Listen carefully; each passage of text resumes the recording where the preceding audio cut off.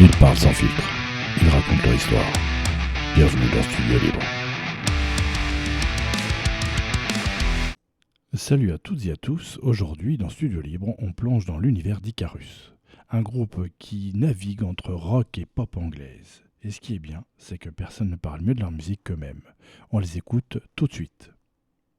Je suis David, je suis batteur du groupe et je compose aussi des morceaux dans le groupe. Pour celles et ceux qui vous découvrent, Icarus, c'est quoi l'ADN du groupe en quelques mots?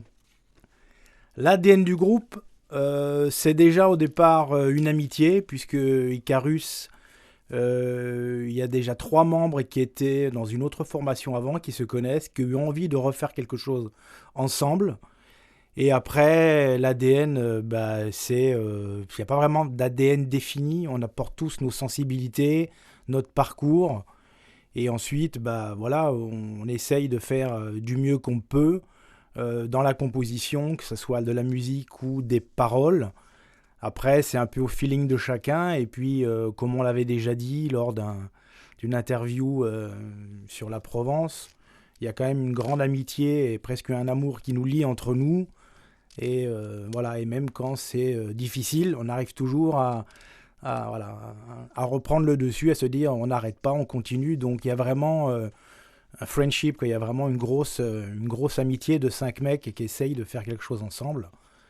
Et voilà, donc notre ADN, il est propre à nous, c'est l'ADN d'Icarus et j'espère que ça se ressent dans la musique que l'on fait. Je suis Rémi, je suis le bassiste du groupe, donc un peu la dernière roue de la charrette, enfin avec le batteur. Hein, et on sait bien qu'une charrette n'a que 2 roues, donc sans nous, en fait, le groupe ne marche plus. Voilà. Vous êtes 5, tous avignonnais. Comment cette aventure a commencé et qu'est-ce qui vous a donné envie de faire groupe ensemble? Tout a commencé par hasard, et en tout cas pour moi par hasard. Et j'ai été un peu emporté dans cette aventure, alors pas malgré moi quand même, j'étais prêt à être emporté, mais c'est quelque chose d'assez neuf pour moi, puisque des 5 membres du groupe, je suis celui qui n'avait pas jusqu'alors d'expérience de groupe. Donc j'avais déjà joué, mais je viens plutôt j'ai une formation plutôt classique, on va dire, et donc j'avais jamais eu l'occasion de jouer en groupe. Et donc je suis rentré dans le groupe, donc par connaissance de connaissances.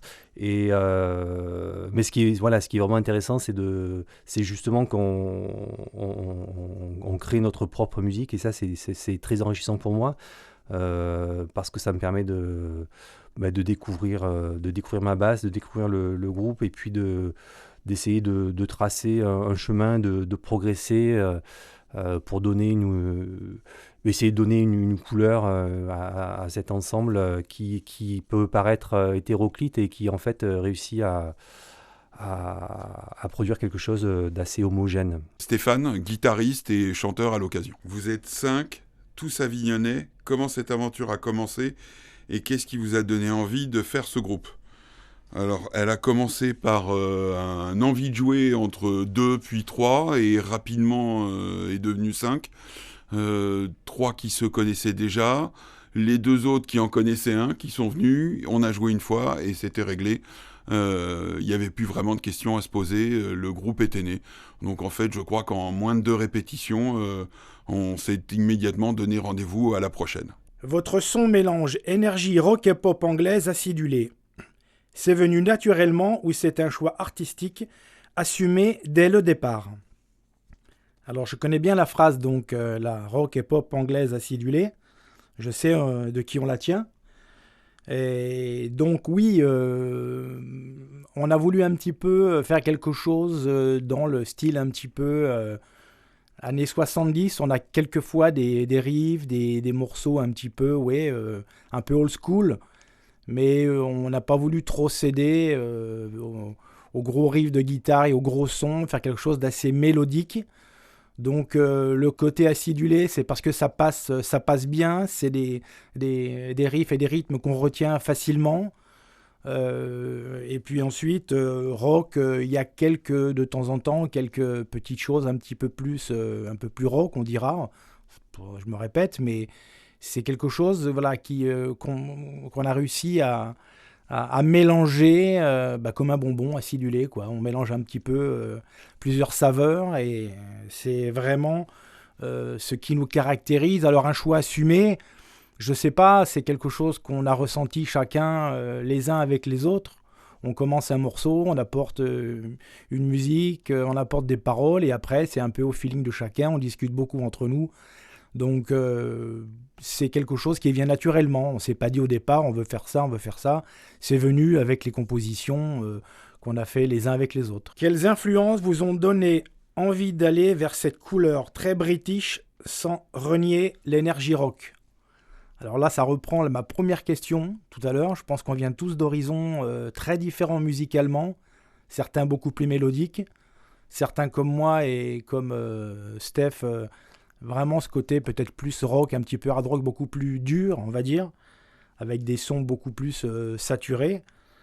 Donc finalement, ça revient aussi à la question d'avant, la couleur british, oui, on l'assume puisque du coup on chante en anglais, donc il y a ce côté un petit peu pop. J'ai fait écouter à des amis, on m'a dit qu'il y avait des côtés un peu stone de temps en temps. Voilà, ce côté un petit peu où on arrive quand même à retrouver quand même la musique à l'intérieur, c'est pas un brouhaha. Et l'énergie, je pense qu'on peut l'avoir sur scène. On essaye, surtout Fred, le chanteur, il essaye de vraiment essayer d'haranguer un peu le public. Donc là, on est dans l'esprit rock, tout en essayant d'avoir une musique un peu maîtrisée et sans partir à faire n'importe quoi. C'est ainsi que se termine la première partie de cette rencontre. Et pour bien s'imprégner de leur univers avant la suite, je vous propose d'écouter leur titre Lonely King. Montez le son, on se retrouve juste après.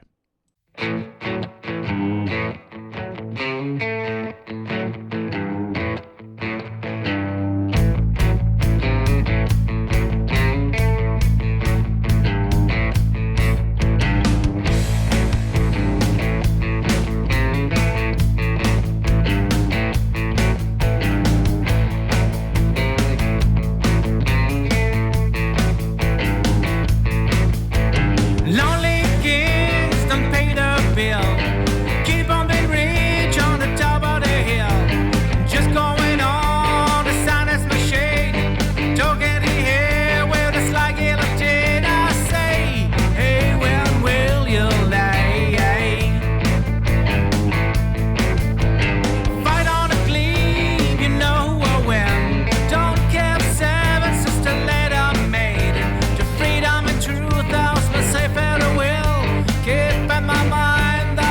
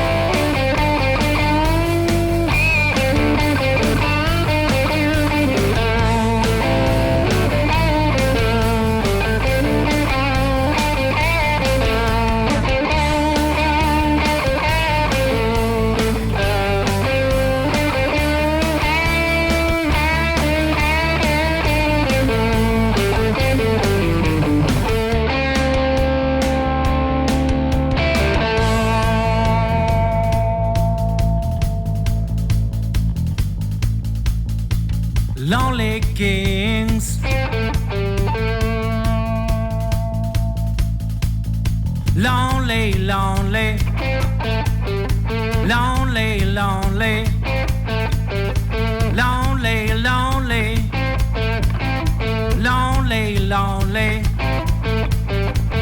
lonely kings, lonely kings, lonely, lonely, lonely. One day your mind, the dead of the stone, will take you back to your Stelliston. One day you'll find you go back to home, and here are you're a lonely king. One day your mind, the dead of the stone, will take you back to your Stelliston. One day you'll find you go back to home, and here you are, you're a lonely king, lonely king.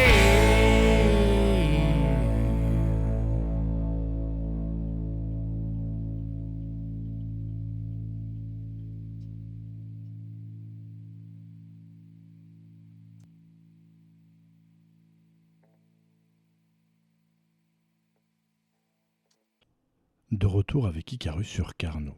On continue à plonger dans leur univers avec cette deuxième et dernière partie de cette interview Studio Libre. C'est reparti. À 5, comment se fait l'équilibre entre les idées de chacun sans perdre l'identité d'Icarus?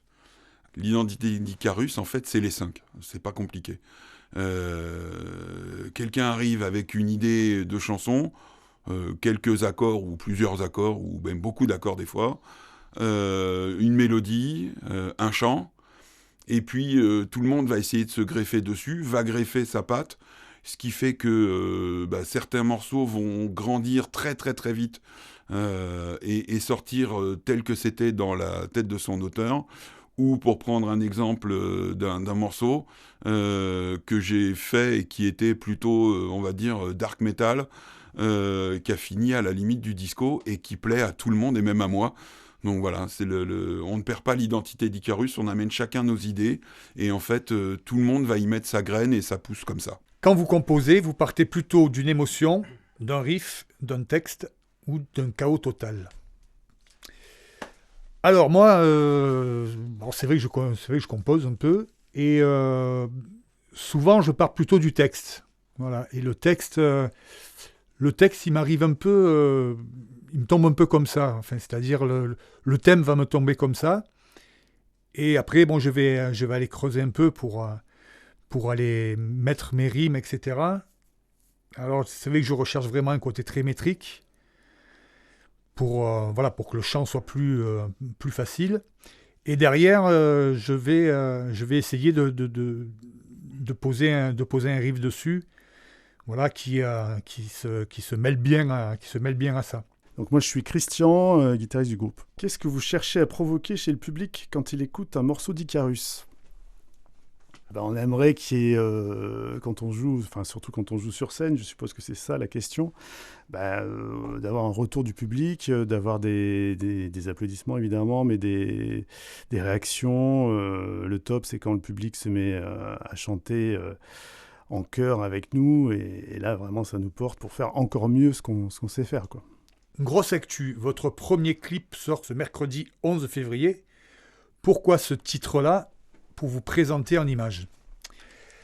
Alors notre premier clip s'appelle Icarus. C'est le titre éponyme. Donc voilà, c'est vraiment la raison qui nous a un peu poussé à choisir ce titre-là. Et puis c'est l'envol aussi, c'est le thème d'Icar. C'est vraiment l'envol. Alors bon, on espère ne pas se brûler les ailes, mais bon, voilà, il y a vraiment ce côté d'envol aussi, un départ aussi, et j'espère qu'il sera brillant, voilà, et qu'on ne se brûlera pas les ailes. Ce clip, c'est quoi ? Une continuité de votre univers ou un nouveau chapitre ? C'est l'aboutissement de quelque chose, parce que c'est un projet qu'on avait depuis quand même assez longtemps et qui a mis un peu de temps à mûrir. Donc on est content d'être arrivé à le sortir. Maintenant, on aimerait qu'il fonctionne, qu'il soit vu. C'est un peu aussi une carte de visite. Et puis, un point de départ peut-être pour en faire d'autres après. Mais c'est plus, pour moi, un point d'étape de ce qu'on a fait, de ce qu'il nous reste à faire ensuite. Un souvenir marquant ou un moment un peu fou pendant le tournage à partager.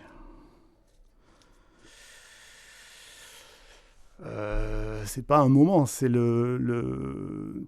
tout ce clip depuis le début, depuis la conception jusqu'à la fin, ça a été une aventure. Il n'y a rien qui s'est passé comme on voulait. Tout a été très compliqué et tout a été finalement un peu fou. Mais au final, le résultat est pas si mal par rapport à tout ce qu'on a traversé pour arriver à le sortir. Sur scène, qu'est-ce qu'on doit s'attendre à vivre avec Icarus ? Un moment de communion. Je pense que c'est ce qu'il faut s'attendre à vivre. Parce que, et d'une, on est demandeur d'avoir un public en fait, qui nous réponde. Mais du coup, on donne aussi beaucoup de notre personne. Et on est vraiment en recherche de communion et de pouvoir profiter de tout ce qui se passe sur scène, quoi. Après, on n'est pas toujours non plus sur des scènes qui nous le permettent. Il faut quand même le rappeler. Mais en tout cas, ce qui nous arrive souvent dans les concerts, mais on arrive toujours à capter quelques personnes et vraiment avoir des moments de communion avec. C'est-à-dire, c'est des personnes qui vont chanter avec nous, qui vont taper dans les mains, qui vont danser. En fait, il faut venir dans cette optique-là et prendre du plaisir, voilà, juste prendre du plaisir. Après ce clip, quelle est la prochaine étape pour le groupe ? Alors ça a déjà commencé, c'est la publication sur les plateformes de morceaux, donc évidemment Icarus le clip, mais aussi 2 autres morceaux. Le but là à venir, c'est de continuer à sortir des morceaux, puisqu'on en a quand même une bonne vingtaine, et donc on a hâte de quoi faire pour l'enregistrement et pour pouvoir les sortir. Après ce clip, quelles sont les prochaines étapes pour le groupe ? Le groupe n'a pas cessé d'évoluer depuis le début. Il s'est passé énormément de choses que j'imaginais absolument pas lorsque nous avons commencé il y a maintenant 2 ans et demi. Ce clip, c'est une étape, en fait. Ça suit ce qui précède et ça précède ce qui suit. Et c'est la concrétisation de tout ce qui a été fait. Et puis, c'est notre nouveau point de départ pour continuer à essayer de faire autre chose ou à faire la même chose différemment. Et la suite, c'est essayer de continuer à évoluer, de pas rester là où on en est, de trouver de nouveaux objectifs pour conserver une dynamique et pour jouer toujours mieux, toujours différemment. Et puis essayer de trouver encore de nouveaux sons, et puis de ne pas rester enfermé dans un style. Et continuer à avancer finalement. Si vous deviez convaincre quelqu'un qui ne vous connaît pas d'écouter Icarus, vous lui diriez quoi ? C'est compliqué à définir, donc je pense que si vous êtes curieux, il faut aller écouter Icarus. Ainsi se termine l'épisode de Studio Libre consacré à Icarus, en espérant que la découverte vous ait plu. Si vous avez manqué le début de leur interview ou si vous souhaitez simplement leur écouter posément, sachez qu'elle sera disponible très rapidement en intégralité sur la chaîne YouTube de Carnot. Quant à nous, on se retrouve très vite pour un nouveau numéro de Studio Libre. Salut à tous et retour de la musique.